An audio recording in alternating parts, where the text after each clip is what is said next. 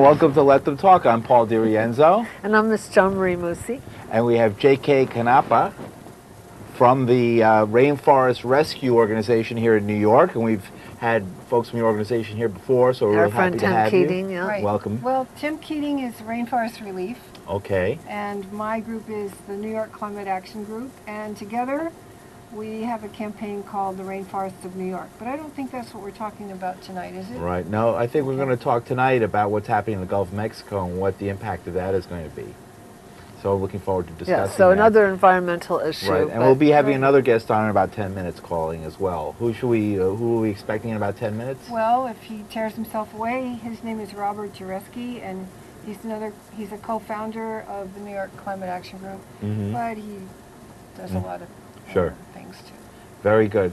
Well, what we've all seen, we have the picture behind us. You can see on the screen of a bird that has been impacted by oil, the oil spill in the Gulf. You know, we've seen some one of of the us have seen it. consequences. Yeah, we've seen the consequences.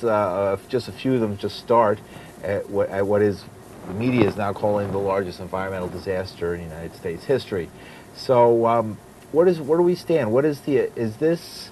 Well, first of all, do you agree with that assessment? Is this the worst environmental crisis? Oh, I'm sure it is, but how much of a disaster it is, we can't assess because we're not getting the numbers. We don't really know what's pouring out.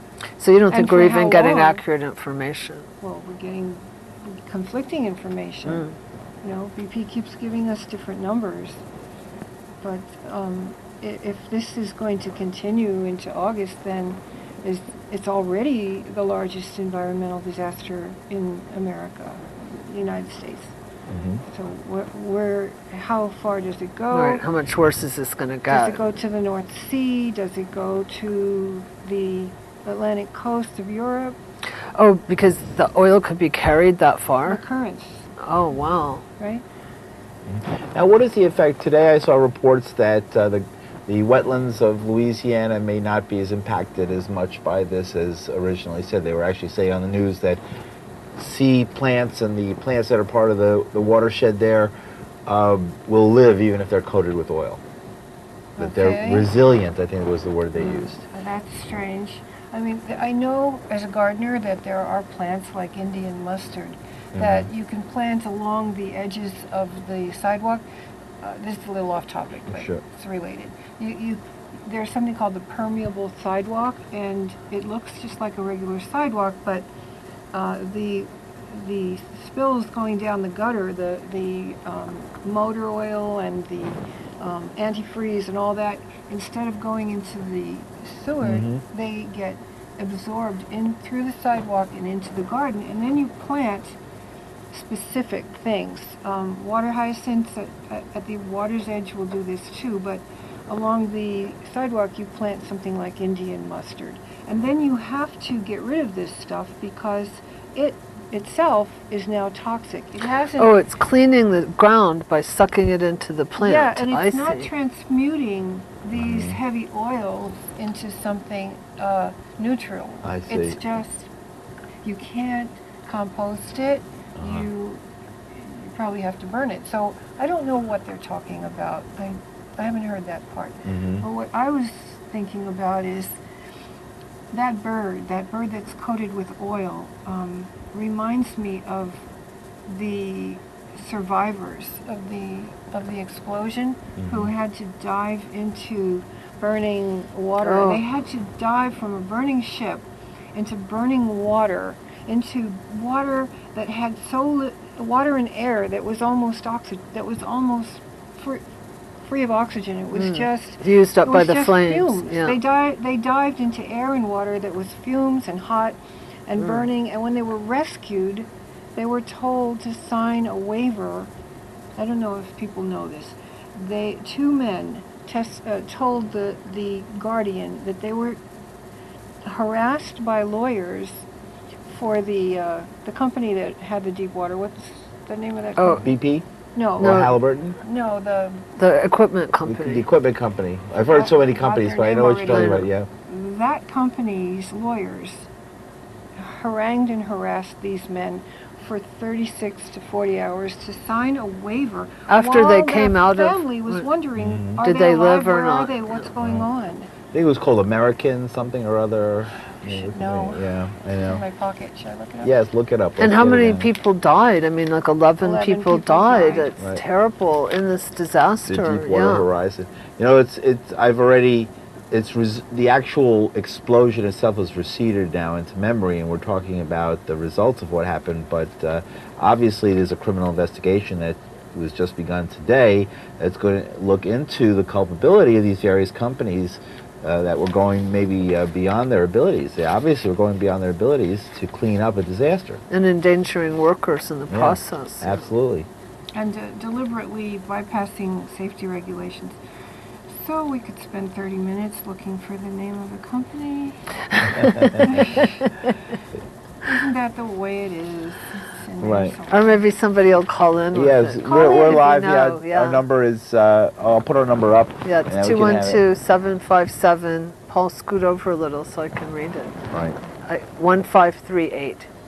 212-757-1538. So give us a call. Right. Transocean. Okay, Transocean. Transocean. Now you can see the numbers on the screen, but remember, if you call in, please remember there's an 8-second delay, so you have to turn your television down to speak with us, or else it's very confusing for all of us.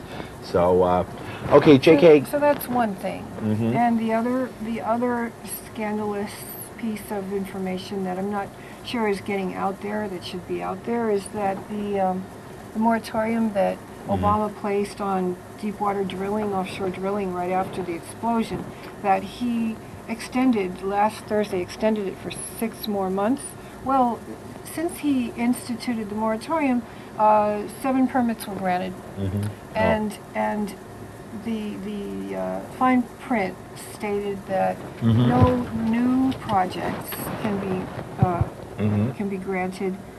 You know how he, just days after the explosion, he said, yes, it's fine to go ahead with the north coast of Alaska. It's fine to go ahead with the Atlantic. It's fine to go.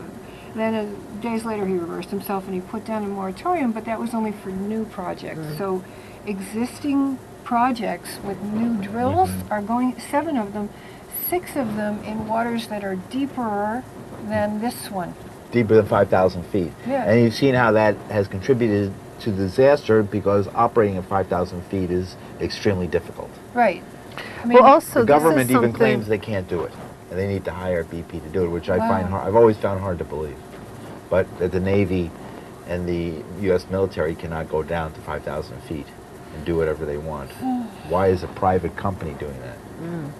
I don't know. Something I don't understand also about this is that I read somewhere that there's oil underneath the water surface as well that hasn't yet surfaced. Yeah. And how does that there's a happen? plume 10 miles long. Wow. Partly because they've been dispersing the waters, so that's been driving some of these flows underneath, currents underneath. I mean, there's just dispersants. many different currents. The ocean's a mysterious place. Right, and They've it's been dumping moving. millions of gallons of dispersants. A chemical. What is a pop- dispersant? It's a chemical that they put on the oil that makes the oil break into submicron particles, about 1/1000th of a meter particles, and that does not dissolve the water does not dissolve oil in water, but it causes the oil to become almost invisible, because it splits it off into billions upon billions of tiny little So it particles. spreads out over a bigger area. Well, Right. the chemicals and dispersants that they're using are like benzene and other chemicals that are known carcinogens. Right. And they put over 1 million gallons. So is this going to ruin the seafood industry in Louisiana? Oh, yeah. Yeah. You won't be able to eat oysters out of the Gulf or shrimp anymore. I don't know how far this is going to reach. I mean, if it goes to the North Sea, the cod, the halibut, the sardines, It's even more mackerel. ruined, yeah.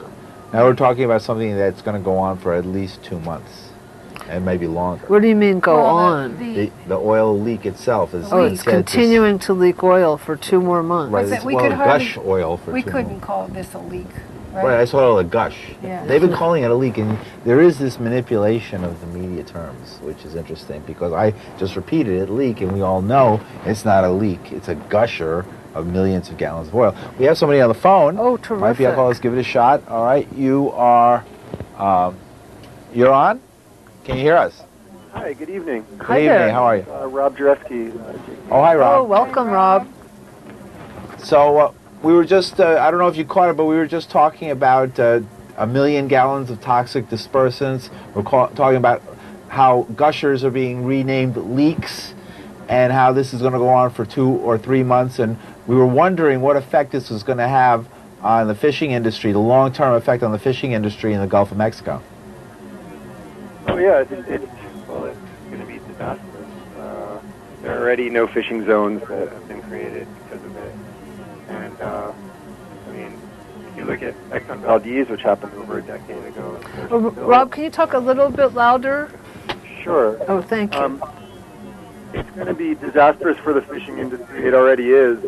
Am I loud enough? Yeah. Kinda. And there are already no fishing zones. There's some no-go zones for fishermen in the Gulf because of this, and it's only going to get worse.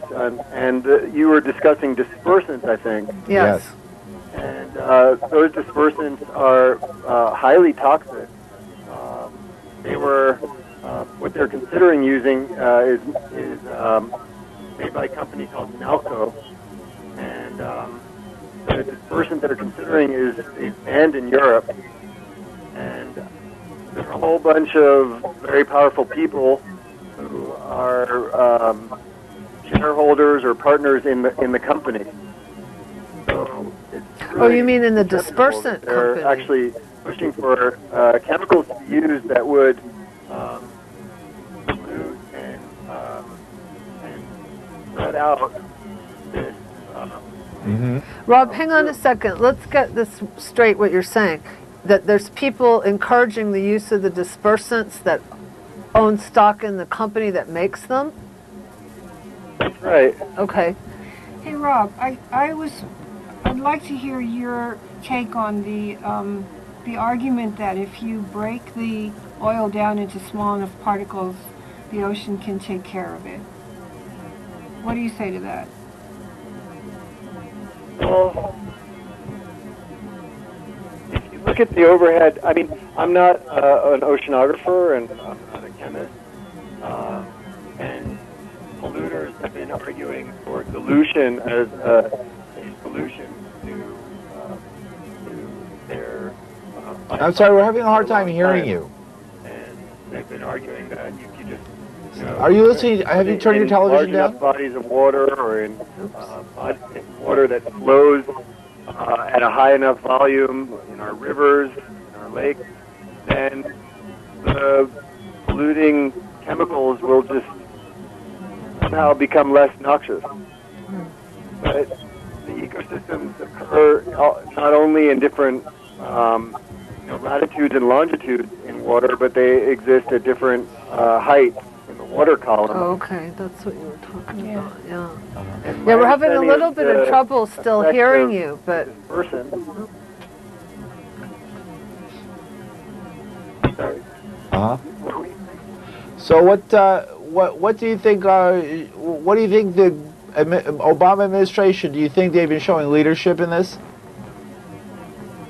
Well, there's so much outrage across the United States. I mean, people are just so disgusted by this catastrophe.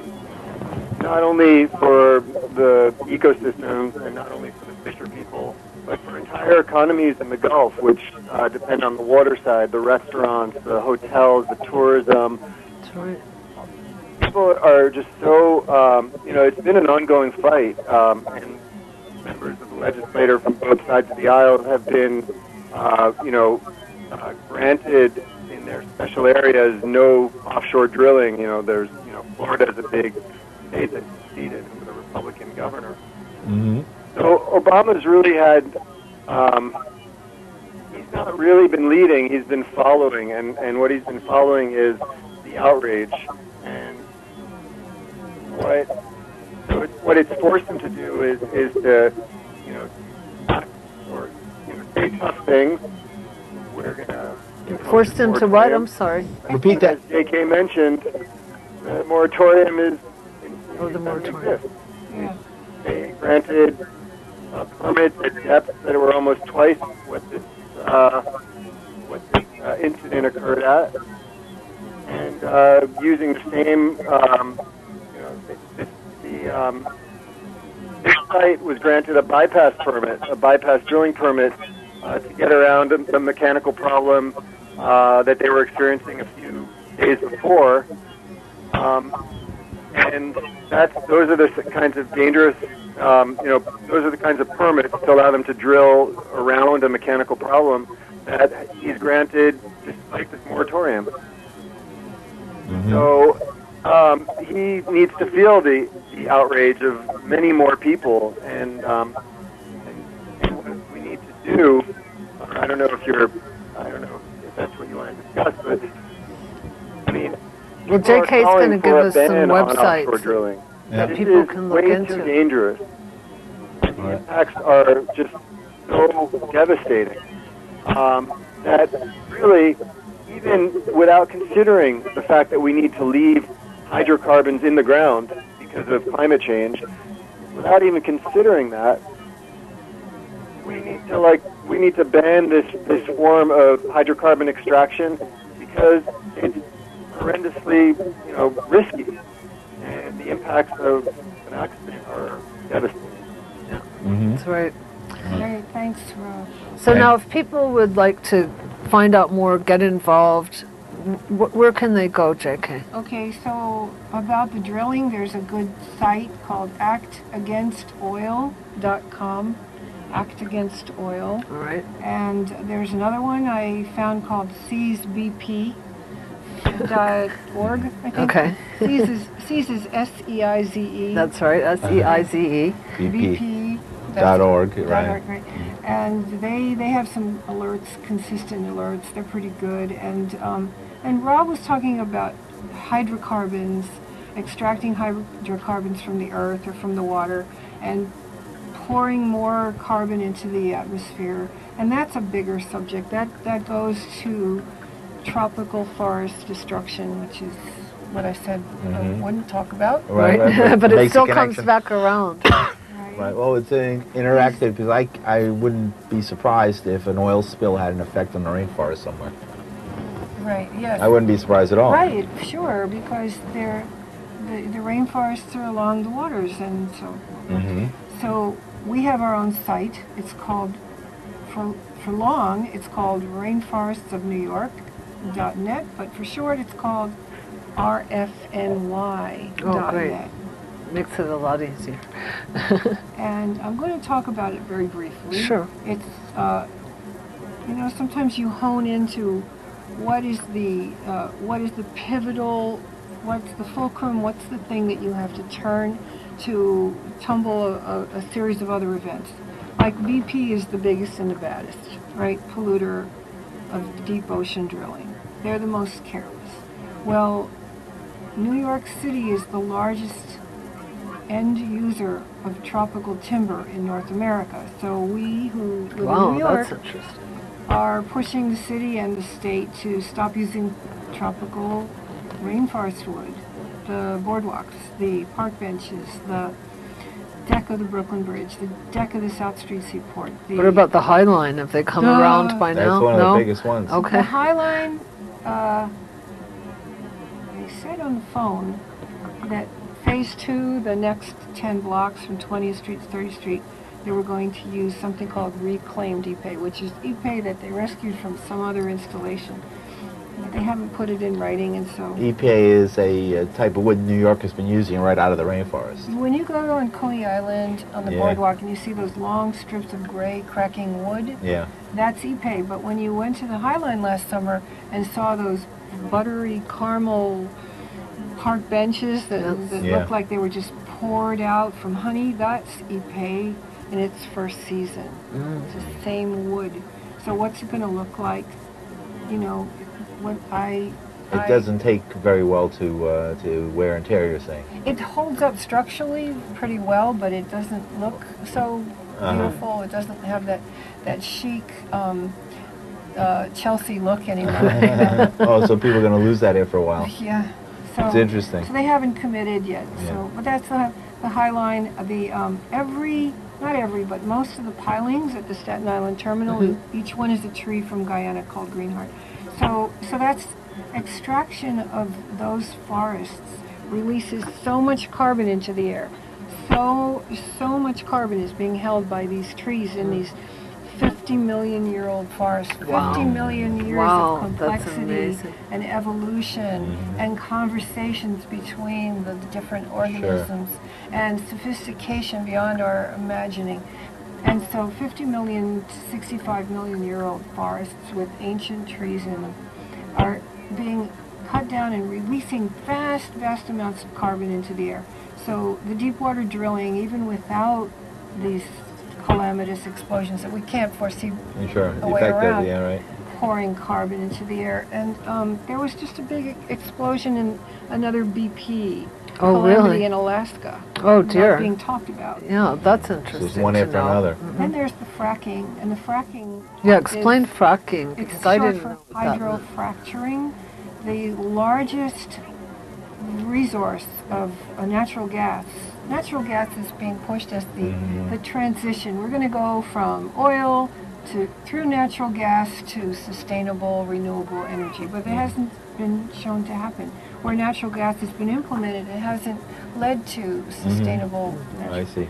So there was the ability to suck up natural gas in great pools. Right. And that's pretty much been taken. So now we have natural gas in more like egg cartons. You know, we have... Oh, so the more accessible parts of it are gone. We've already used them. Right. And now we have to go into a deeper type of excavation to find them. We have it in the shale. And the shale formation, the largest in the world, is guess where?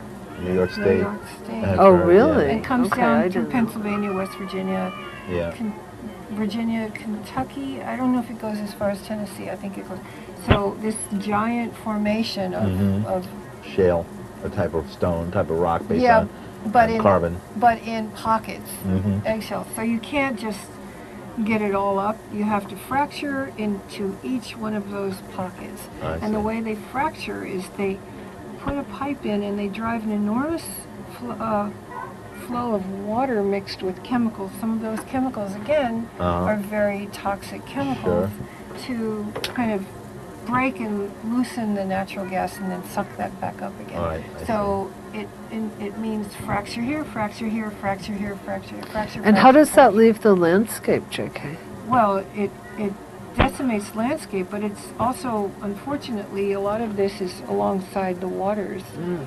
So there's a big movement in New York State not to allow hydro-fracking in the waters that feed New York City. But a lot of us in New York City are saying we don't want just to have our waters protected. We are telling the Department of Energy and Conservation, Pete Granis, who seemed to be a great environmentalist when he started, he's pushing for these permits. We're saying no hydro-fracking anywhere in New York State. The problem is that the water in New York State a lot of it comes from Pennsylvania, from the mountains of Pennsylvania, and their hydro-fracking is the big answer for these farmers who can't keep their farms going. So they're being bought off by the natural gas companies to frack. Right, so here we have a disaster right here. We don't have to go. We don't have to even go to the Gulf of Mexico. That there's a potential massive disaster right here in New York State. Big one, biggest in the world of this natural gas. And the website that comes to mind, I think there's a lot of them, but the one that comes to mind is called DamascusCitizens.org. DamascusCitizens.org. DAMASCUS. Oh, hey, Rob. Yes, go ahead, Rob. JK outlined pretty clearly how, the search for hydrocarbons has gotten from the easy to get to the, deep sea drilling. So what's another website, Rob? So another website for New York State is safewatermovement.org. Spell that for us. It's very important that people contact their legislators in the Assembly and in the Senate, and that they demand that this process be banned in New York State. We don't need horizontal hydrofracking in impermeable rock in New York State. And tell us that website again, more Rob. greenhouse gases than coal extraction. When you look at the life cycle of the extraction, transportation, and burning, we really can't afford, the planet can't afford for more of these, what they call unconventional hydrocarbons to be extracted. We need a transition now. We're already at 392 parts per million of carbon, and we need to get to pre-industrial levels rapidly. Otherwise, the forests are going to burn, the ocean's going to acidify, the glaciers are going to melt, and we'll see huge populations that cannot feed themselves because the hydrological cycle is completely disrupted. Sure. Because So it's the protein from the ocean is no longer safewatermovement.org. Okay, safe. Safewatermovement.org. Safe. That's right. Yeah. Great. Safewatermovement.org. Okay, good way to get in touch. All right, we have a couple of minutes. We talked about websites. What can people do? I mean, at this point, is there anything that can be done, or can we do more than just watch a disaster happen right now and unfold? Are we Encourage the helpless? Sierra Club and the NRDC to ban offshore drilling, to return to a moratorium, or even better, a ban on these on all offshore drilling. We see how incapable they are of responding. It's ironic that just weeks before this happened, the president came out and said we're going to have offshore drilling off the East Coast from north to south. Is that still on the books? I think it's delayed until it blows over.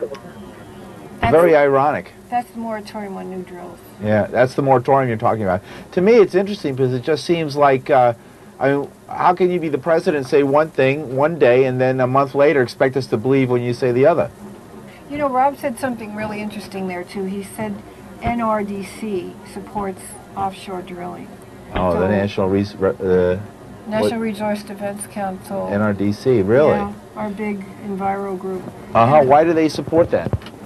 Well, look at the board of directors. Oh, They're I very see. compromised, and so is the Environmental Defense Fund. So is the World Wildlife Fund and the National Wildlife Federation. And we have to be careful that the groups that really are principled and stand up against carbon dumping in the atmosphere are, I'm going to name Friends of the Earth and Rising tide. Well, we have to Rising go. Tide. Yeah, we're Thank about you to very go off much. the air.